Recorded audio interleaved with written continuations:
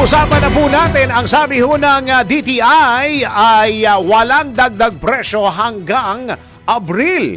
Oo, para mas mapatunayan at ano ba talaga, paano naapektuhan ang presyo ng mga bilihin sa loob ng mga supermarkets na ito at gaano katagal pagka tumaas na yung gasolina na last week, gaano katagal bago makaapekto sa mga produktong nabibili natin sa mga supermarket. Tamang-tama, nasa linya po natin ang Executive Director ng Philippine Amalgamated Supermarkets Association na si Mr. Steven Cua. Steven, magandang araw.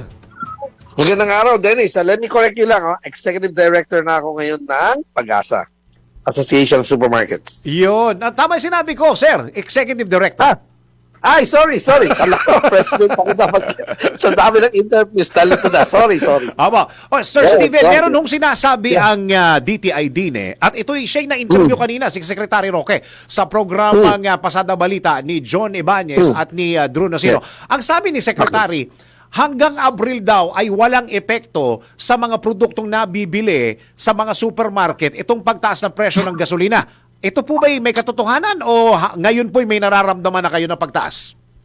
Alam mo, hindi tayo communist state eh. Hindi naman pwedeng i-control ang mga private industries natin, no? Now, that said, what I'm saying is, hindi natin mamamonitor talaga lahat on this exacto ba, accurately, hanggang last day na ba ng April, no?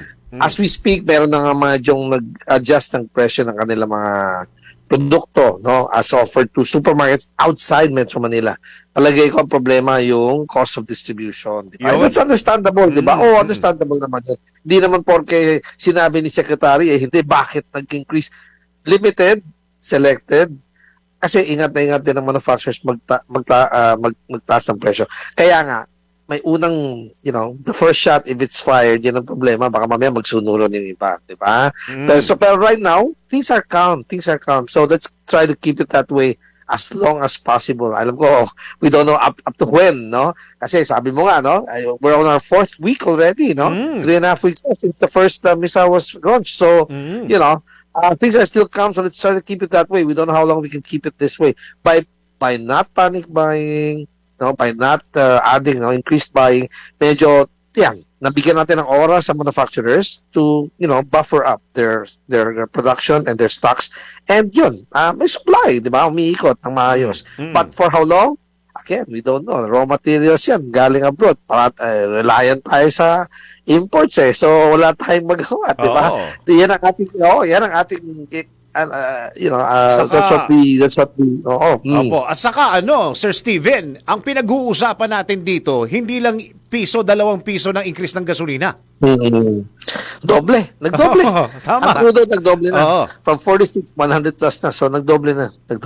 Saka hindi naman siguro mangyayari, Sir Steven, na kapag merong dagdag na gastusan sila sa operation, lalong-lalo na sa transpo na mula sa kanilang pabrika papunta sa mga supermarket, yan ay titiisin nila. Kasi negosyante yan, talagang ibabawi yan sa mga produkto. Correct. Kung di man bawiin ngayon, later on. Tama. Paudlot.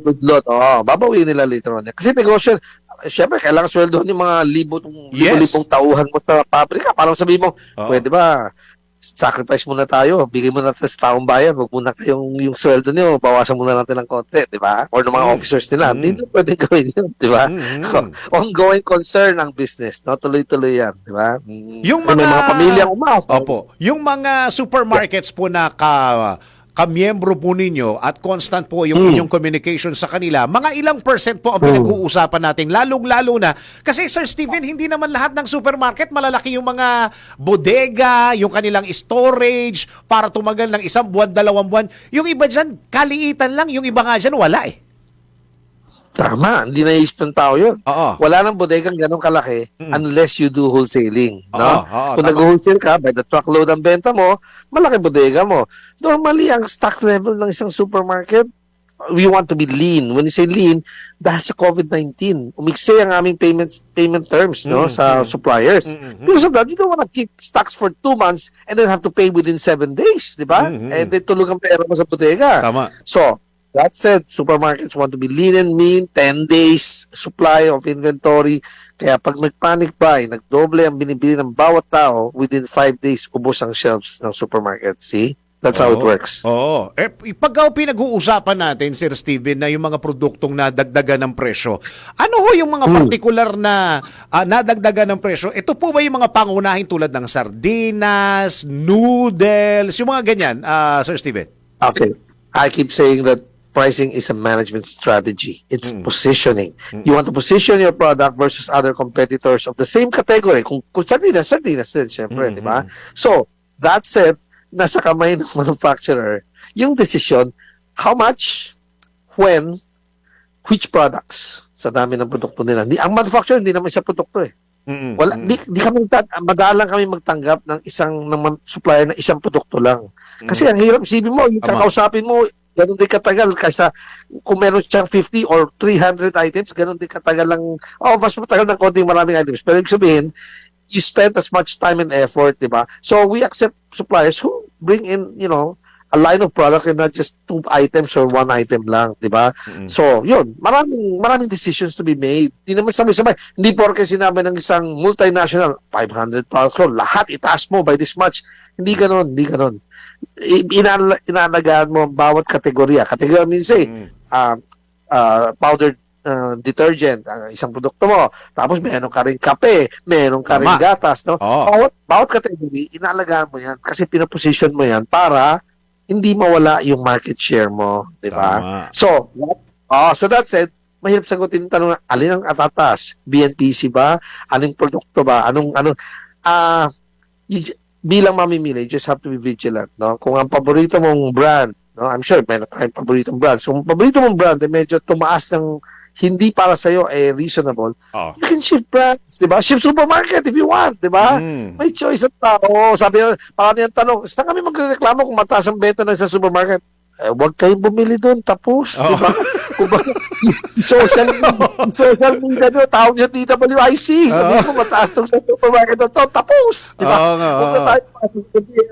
Huwag na tayong, wala naman, umaasa ba tayo na kakasuhin at peperahin pa. Hindi na, di ba? Iwanan mo na yan para life goes on, di ba? Ganun lang yun. Okay. So, Steven, here's my last question lang po para sa mga misis ng tahanan na nakikinig at nanonood ngayon. Uso pa ba dumadami ba yung mga bundle-bundle? Ito, napag-usapan natin to nung Pasko eh. Dumadami ba yung mga bundle ngayon? Yung mga bundle-bundle na nagbabundle ng mga sardinas o kaya spaghetti o kaya yung mga noodles? Meron pa ba? Dati ay lang yan, occasional lang yan, okay? Pero mula nung isa pang game changer talaga yung COVID-19, no? Mula noon, dahil companies want to push out their products, no? Tuloy-tuloy, whole year round, excuse me, whole year round yan meron. In some supermarkets, pinagsasama sa isang area, sale area. Kaya kitang-kita mo, ay meron nga. Yung iba, nasa shelves eh. Kaya hindi mo nakikita, pero nakabundle din, meron. Meron. Bakit hindi sa isang area yung mga ibang sa ibang supermarkets, bakit hindi sa isang area? Because some supermarkets charge for the display in a particular section. So, ayaw ng manufacturers, sa shelves lang nila ilalagay yung kanilang bundle. Diba? Konti lang yun kasi masikip ang shelves. Paano mo pasamaan yung mga bundled packs, diba? Then yung prime products na gusto mong ibenta, hindi mo na-display ng maayos, diba?